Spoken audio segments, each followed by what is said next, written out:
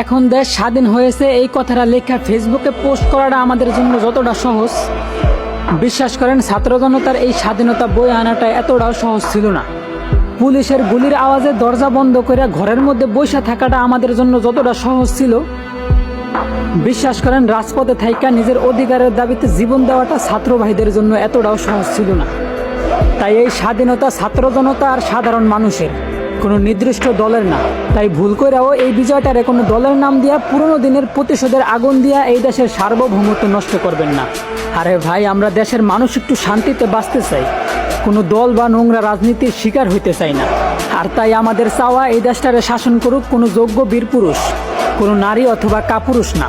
আরও শৃঙ্খলা করতে পারেন যদি সাধারণ মানুষরা আবারও রাজপথে দেখতে চান, কারণ এমন যুদ্ধ আমরা হাজারবার করব যতক্ষণ না এই দেশের রাষ্ট্রীয় ধর্ম হবে ইসলাম আর বিধান হবে আল কোরআন।